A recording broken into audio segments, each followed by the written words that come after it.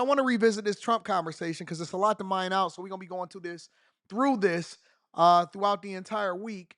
I want to continue where we left off yesterday because I had to spin a block over to to JD Vance. But I want to revisit this Trump conversation because he was talking specifically about family separation and deportation, and I want to deep dive into that. Let me go over to I think we left off at like 21,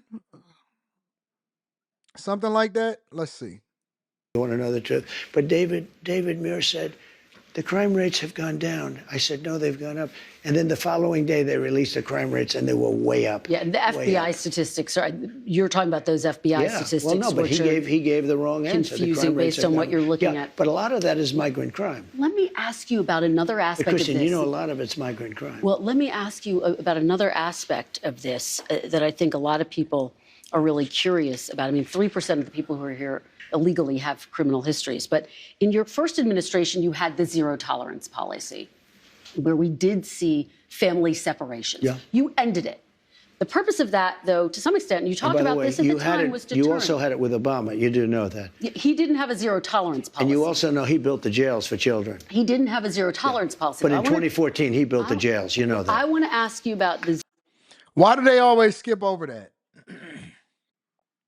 Why do they skip over? How come nobody ever holds a Barack Obama accountable? Because I don't disagree.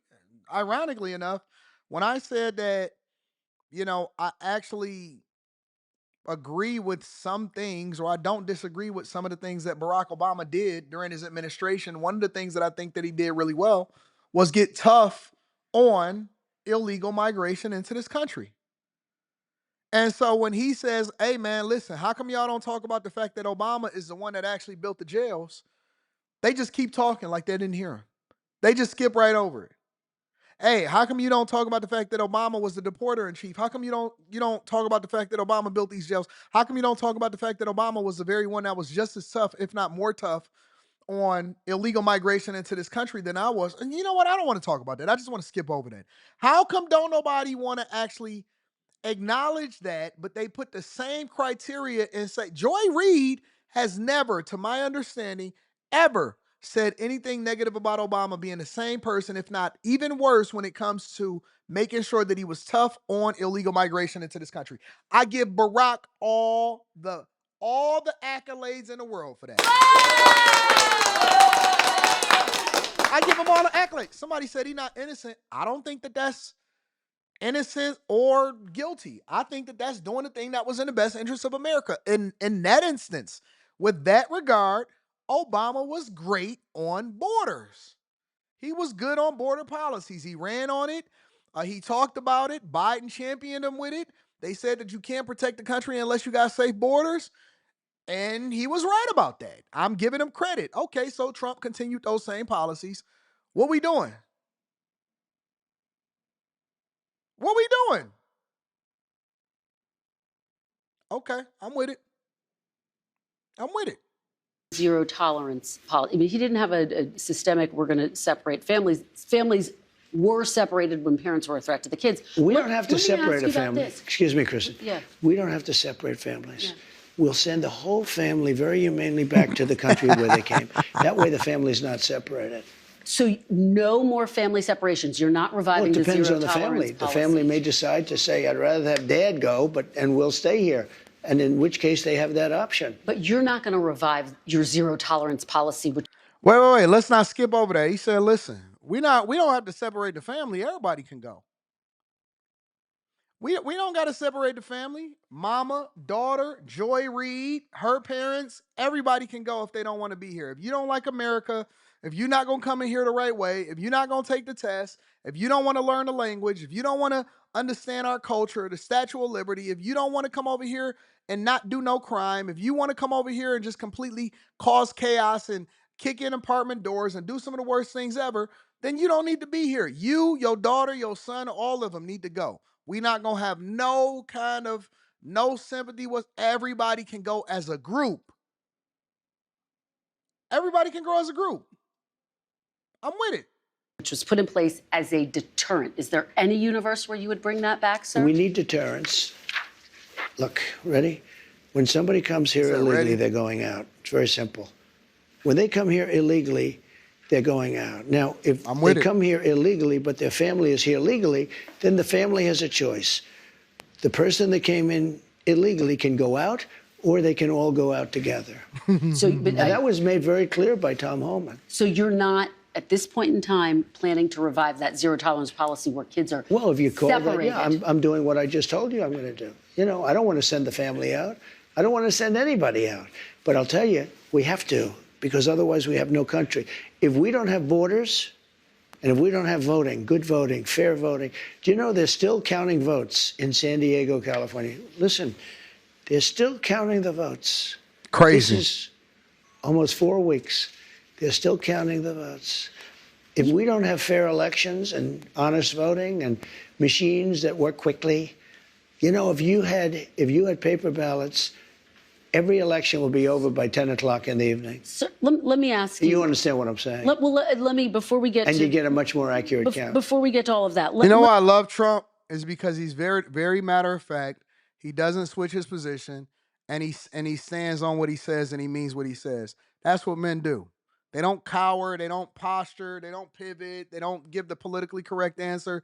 They just get straight to it. And he said, "Listen, I don't want to have to send nobody, but if everybody decide that they want to go because this person that came in illegally don't want to stay, then everybody can go. Either that person can leave that came in here illegally. We have to have strong borders."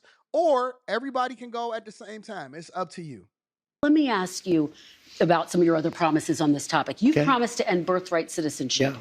on day one. Is that still your plan? Yeah, absolutely. The 14th Ooh, they hate the fact that he's saying standing on business. Amendment, though, says that, quote, all persons born in the United States are citizens. Can you get around the 14th Amendment with an Well, we're going to executive have to action? get a change. We'll maybe have to go back to the people, but we have to end it. We're the only country that has it. Through an executive action? You know, you're we're gonna the only country that has it. Do you know, if somebody sets a foot, just a foot, 1 foot, you don't need to, on our land, congratulations, you are now a citizen of the United States of America. That's crazy. Yes, we're going to end that because it's ridiculous. Through executive Do you know, action? Well, if we can, through executive action. I was going to do it through executive action, but then we had to fix COVID first, to be honest with you. We have to end it. It's ridiculous. Do you know we're the only country in the world that has it? Do you know that? I agree. There's Well, not one other country. what about the legal Do you know challenge, we're inevitable also- legal well, that's the other challenges thing. that'll Do you know come? we have thousands of judges? Somebody walks onto our land, and we have to now say, welcome to the United States. They could be a criminal or not a criminal. We release them into our country. It's called catch and release. We release them into our country. Wait just 1 second. And now they get them lawyers. And the lawyers They are do. good lawyers. They do. And everybody has a lawyer. And do you know how many judges we have? Thousands. Thousands. Now, here's what other countries do. They come into the land and they say, I'm sorry, you have to go. And they take them out. Okay? With us, once they touch our land, we're into litigation that lasts for years. Yep. Costs us That's a problem. hundreds of billions of dollars. We have judges, and I'm sure they're all honest, but I don't know that for a fact. You can imagine what's going on with the judges. But just so you, because I have a lot of judges. I tell you what, I know more about judges than any human being in history. Look, we have. That's wild. hey, hold on. I don't want to get distracted. That's my guy. I'm about to start doing that. I'm sorry? Excuse me, ma'am? Oh, you don't really understand what this is. Let me tell you something. I know more about relationships than anybody in human history. That's a fact. I know more about.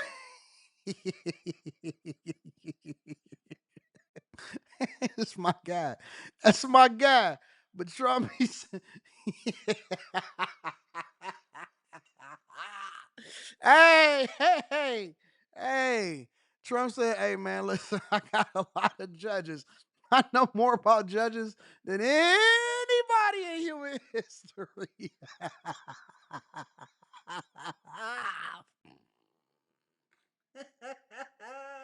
That's my guy. Stand on that. Stand on that. Stand on it. You know what I'm saying? I'm with that. Talk your talk, big dog. Judges. Every time somebody puts 2 feet or even 1 foot on a piece of our land, it's welcome to long-term litigation. Other countries, every other country, when somebody walks on and they see that they're here illegally, they walk them off, they take them back to where they came from. We have to get rid of this system. It's killing our country. Let's talk about health care. I've been talking to Oh, wait. She don't want to acknowledge what he said? Okay.